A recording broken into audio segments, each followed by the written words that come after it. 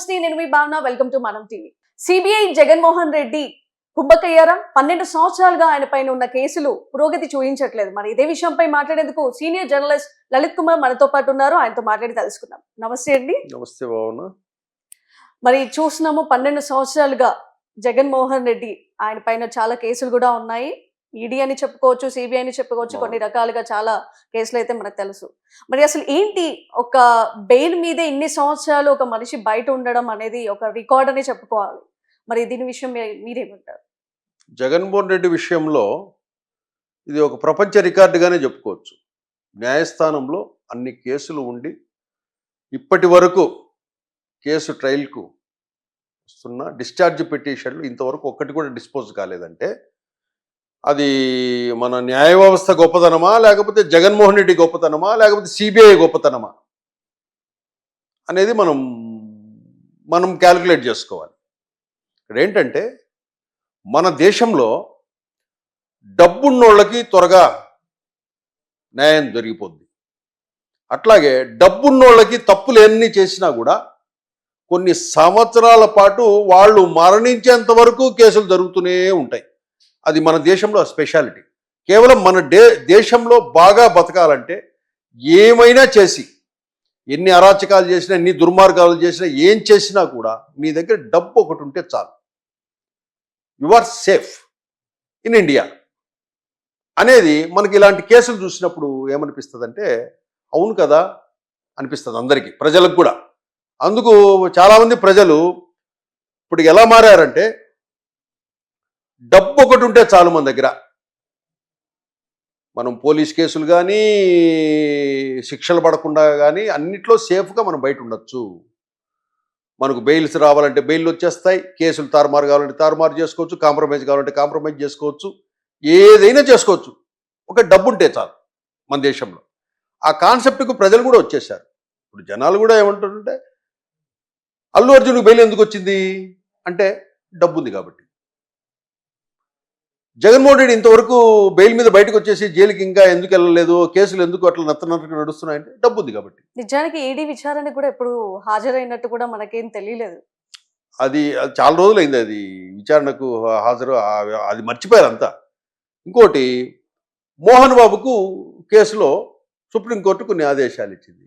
ఎందుకు? డబ్బు ఉంది కాబట్టి. మీరు ఏ కేసన్నా ఎత్తుకోండి, కేటీఆర్ ఎందుకు అరెస్ట్ కావడం లేదు? అంటే డబ్బు న్యాయస్థానాన్ని ఇంకా మనం డిస్కస్ చేయకూడదు దాని గురించి. వీళ్ళందరికీ ఎందుకు సేఫ్గా ఉంటున్నారు అంటే కనుక వాళ్ళందరూ డబ్బు కలిగిన వాళ్ళు కాబట్టి. అర్థమైందా? ఇప్పుడు కామన్ పీపుల్ కూడా అనుకోవచ్చు కదా, సామాన్యమైన వ్యక్తులు ఇప్పుడు చనిపోయేంత వరకు కూడా వాళ్ళ కేసులు నడుస్తున్నాయంటే వాళ్ళ దగ్గర డబ్బు లేదు. డబ్బున్న వాళ్ళు న్యాయస్థానాన్ని కొంటున్నట్టే కదా. అట్లా మనం ఎందుకంటే న్యాయస్థానాల గురించి మనం డిస్కస్ చేయకూడదు, అదొకటి ఉంది మన దగ్గర. ఎందుకంటే ప్రశ్నించడం మొదలు పెడితే ప్రశ్నించకూడదు అని ఉంది, న్యాయస్థానాలను మనం ప్రశ్నించి చర్చించకూడదు అనేసి. దాంతో ఏమైందంటే అందరూ మౌనంగా మనం న్యాయస్థానాలను, న్యాయ తీర్పులను ఏమనకూడదు, అది మనం జడ్జీలను ఏమనకూడదు, మనం గౌరవించాలి అని మన రాజ్యాంగంలో రాసింది కాబట్టి దాని ప్రకారం గౌరవించుకుంటుంటారు. దాని గురించి ఎక్కువ మాట్లాడరు. కాకపోతే నేను దాని గురించి మాట్లాడాలా, ఇక్కడ ఎవరు తప్పు చేస్తున్నారు అనేది మాట్లాడంలే. వాళ్ళ దగ్గర డబ్బు ఉంది కాబట్టి వస్తున్నాయి. మీరు ఏ కేసైనా తీసుకోండి. ఈరోజు డేరా బాబా అని ఉన్నాడు, మర్డర్ కేసులో శిక్ష పడింది. డేరా బాబా ఎక్కడున్నాడు? పేరోల్ మీద బయట ఉన్నాడు. పేరోల్ కంప్లీట్ అవుతూనే మళ్ళీ పేరోల్ ఎక్స్టెండ్ చేస్తాడు.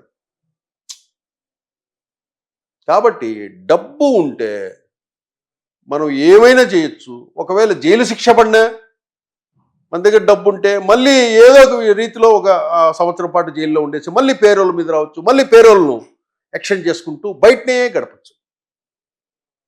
కాబట్టి మనకి కావాల్సింది డబ్బు ఒక్కటే. ఇది జగన్మోహన్ రెడ్డి దగ్గర పుష్కలంగా ఉంది. కాబట్టి జగన్మోహన్ రెడ్డి సిబిఐ అధికారులను మెయింటైన్ చేస్తున్నాడు. గత 5 సంవత్సరాలుగా భారీ బహుమతులు ఇచ్చారు వాళ్ళకి, సిబిఐ అధికారులకి, ఎవరికైతే కీలకంగా ఉన్నారో జగన్మోహన్ రెడ్డి భారీ జగన్మోహన్ రెడ్డి ఇవ్వడమే భారీగా ఇస్తాడు. జగన్మోహన్ రెడ్డి ఇచ్చేంత డబ్బు ఇచ్చే గిఫ్టులు ఏ రాజకీయ నాయకుడు ఇవ్వడు. ఎవరు ప్రశ్నించడానికి లేదంటారా? ప్రశ్నించడానికంటే దాన్ని ఏమని ప్రశ్నిస్తాం? నీకు నేను గిఫ్ట్ ఇచ్చేది ఎవరికి తెలుస్తుంది? ఒక అధికారిని నేను ప్రలోభ పెట్టేది ఏం తెలుస్తుంది? నీకు ఇవ్వను కదా, నీ బిడ్డకో ఎవరు తరపున ఇస్తారు? గిఫ్ట్ నేనే ఇచ్చేది. నీకు ఒక విల్లా ఇస్తున్నా, నేను ఇవ్వను, ఒక బిల్డర్ రాసిస్తాడు మీకు. ఇదంతా ఒక ఐటీ దాడులు కూడా చేసి మరి ప్రశ్నించడానికి ఒక దారి అంటూ ఉంది అనుకోవచ్చా? ఐటీ దాడులు అని కాదు, ఇక్కడ మనము వ్యవస్థలను మన కంట్రోల్లో తెచ్చుకోవాలంటే మ్యాక్సిమం మన దేశంలో 99% వ్యవస్థల్ని డబ్బుతో మన లైన్లో మనం తెచ్చుకోవచ్చు, మన దగ్గరికి తెచ్చుకోవచ్చు. డబ్బుతో మనం ఏ పనైనా చేయించుకోవచ్చు. 99% వ్యవస్థల్ని అంటే ఇంక మీరు అర్థం చేసుకోండి. కాకపోతే అందరికీ తెలుసు, ఎవరూ తెలియనట్లుంటారు. మన దేశంలో ఎన్నికలు ఎలా జరుగుతాయో అందరికీ తెలుసు, కానీ తెలియనట్లుంటారు. సుప్రీంకోర్టు చీఫ్ జస్టిస్ కూడా ఏం తెలియనట్లుంటాడు, ఎన్నికలు జరిగిపోతాయి. చీఫ్ ఎలక్షన్ కమిషన్ ఆఫీసర్ కూడా ఏం తెలియనట్లుంటాడు, ఎలక్షన్ జరిగిపోతాయి, గవర్నమెంట్స్ ఫామ్ అవుతాయి. మోడీకి తెలుసు, మోడీ పిఎం అవుతుంటాడు, కామ్గా ఉంటారు. అందరికీ తెలుసు మన ఎలక్షన్స్ ఏ విధంగా జరుగుతాయి అనేది అందరికీ తెలుసు. డబ్బు, మద్యం, లిక్కర్, ఓట్లు, కులం, మతం మీద ఇవన్నీ ఈ పద్ధతుల్లోనే జరుగుతాయి. ఏ నిష్పక్ష 100% ప్యూర్గా ఏమైనా జరుగుతాయా? డబ్బులు పంచే చేస్తున్నారు, మద్యం పంచే చేస్తున్నారు. ఇప్పుడు ఏ హోదాలో ఉన్న వాళ్ళైనా డబ్బు అందరికీ అన్నీ తెలుసు, కానీ ఎవరు తెలియనట్లు యాక్షన్ చేస్తుంటారు, తమకు తెలియనట్లు చేస్తుంటారు. మంత్రులు కూడా అందరికి, ముఖ్యమంత్రులకు తెలుసు, మంత్రులకు తెలుసు, పవన్ కళ్యాణ్కు తెలుసు, చంద్రబాబుకు తెలుసు, లోకేష్కు తెలుసు, జగన్కు తెలుసు, అందరికీ తెలుసు ఎలక్షన్స్ మన దగ్గర ఎట్లా జరుగుతాయని. సో మొత్తానికి మరి ఇలాంటి ఇన్ని కేసుల్లో ఆయన ఇరుక్కున్నప్పటికీ కూడా 12 సంవత్సరాలుగా బయటపడట్లేదు. 12 సంవత్సరాలుగా అంటే కనుక దాంట్లో ఆ డిశ్చార్జ్ పిటిషన్లు వేసినప్పుడు అది పిటిషన్స్ డిస్పోజ్ అయ్యేంత వరకు ఆగాల్సిందే. అది కోర్టు పరిధిలో ఉంది కాబట్టి ఆ కోర్టుకు ఎప్పుడైతే వీలవుతుందో కోర్టును ప్రశ్నించేదానికిలే, ఎందుకు మీరు ఈ పని చేయలేదే అని. కోర్టు తాను చెప్పినప్పుడు మనం వినాలా, దాన్ని ప్రశ్నించడానికి లేదు. మనం ఎందుకు ఈ పని చేస్తున్నారు, ఎందుకు ఇంకా ఇవ్వలేదు అని లేదు. దాన్ని వాదించాల్సింది ఎవరు? త్వరగా సిబిఐ. ఎందుకు వాదించదు? జగన్మోహన్ రెడ్డి దగ్గర డబ్బు ఉంది కాబట్టి. మామూలు వాదించాల్సింది సిబిఐ. చూడండి, ఇతన్ని అరెస్ట్ చేశాము, ఇన్ని కేసులున్నాయి, ఎప్పుడుదో శిక్ష అని చెప్పేసి వాళ్ళు వాదించాలి. వాళ్ళు ఎందుకున్నారు? జగన్మోహన్ రెడ్డి పుష్కలంగా అందరినీ కోట్ల రూపాయల గిఫ్టులు ఉంటాయి, కోట్ల రూపాయల విల్లాలు ఉంటాయి. ఇంకా అవి కాక ఇంకా ఆ సిబిఐ అధికారులు ఈ కేసుకు సంబంధించి ఎవరైతే ఉన్నారో అన్ని వ్యవస్థలకు అందరినీ సాటిస్ఫై చేస్తారు. కాబట్టి ఎవరు అంత జగన్మోహన్ రెడ్డి అంటే ఎందుకంత క్రేజీ? జగన్మోహన్ రెడ్డి ఇచ్చేంత డబ్బు ఏ రాజకీయ నాయకుడు ఇవ్వడు. కాబట్టి సిబిఐ, జగన్ ఇద్దరు కుమ్మక్కైపోయి హ్యాపీగా 5 సంవత్సరాలు అయిపోయి 12 సంవత్సరాలు కాబోతున్నారు. కాబట్టి నిన్న రఘురామకృష్ణరాజు గారికి సంబంధించిన కేసులో వాళ్ళు ప్రశ్నిస్తే గట్టిగా వాళ్ళ లాయర్, అప్పుడు సిబిఐని సుప్రీంకోర్టు ఏం చేస్తున్నారు అంటే కనుక మాకు కొద్దిగా టైం కావాలండి అంటే మళ్ళీ విచారణ. సునీల్ కుమార్ గారిని నిన్న విచారణకి పిలవడం జరిగింది, అనుమతి ఇచ్చారు. నిన్న సుప్రీంకోర్టుది అది విచారణకు వాయిదా వేశారు. అప్పుడు సిబిఐ ఏం చెప్తుందో చూడాలి. నెక్స్ట్ అట్లాగే వివేకానంద మర్డర్ కేసు ఉంది, ఆ కేసు ఏమైందో తెలియదు, ఏం చడి చప్పుడే లేదు అసలు. కాబట్టి ఈ వ్యవస్థలో ఏమి చేయలేము. డబ్బుతో ఏదైనా చేయొచ్చు. మనకు ఆంధ్రప్రదేశ్ ప్రజలు కానీ తెలుగు ప్రజలు కానీ ఫస్ట్ మీరు నిజాయితీ పరులైనా మీకు న్యాయం జరగాలంటే మీ దగ్గర డబ్బు ఉండాలి. మీ మాటకు విలువ ఉండాలన్నా మీ దగ్గర డబ్బు ఉండాలి.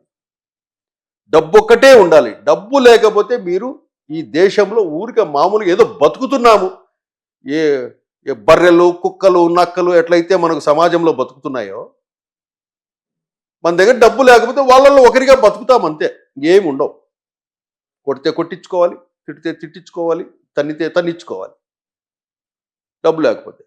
డబ్బు ఉంటేనే ఈ దేశంలో మీరు మనిషిగా బతకగలుగుతారు. చూశారు కదా జగన్మోహన్ రెడ్డి ఎంత డబ్బున్న వ్యక్తిగా ఆయన నిలిచారు. అలాగే 12 సంవత్సరాలుగా ఒక బెయిల్ పైన ఆయన బయటకు వచ్చి రికార్డు స్థాయిలో ఆయన కేసులకి ఎలాంటి మలుపు రాకుండా కూడా ఆయన బెయిల్ పైన బయటకు వచ్చి ఇంకా ఆయన ఒక కేసులో బయటపడ్డారు అనుకుంటూ చెప్పుకోవచ్చు అన్నమాట. అసలు చూస్తూనే ఉందాం. ఇంకా ఇది సిబిఐకి జగన్మోహన్ రెడ్డి గారి ఏదైతే కలిసి ఈ యొక్క వాళ్ళ రిలేషన్ ఎంతవరకు వెళ్తుంది, ఈ కేసులో ఎలాంటి ఇంకా మలుపులు తిరగబోతుంది అనేది చూద్దాం. థ్యాంక్ యూ అండి. నమస్తే. Thank you.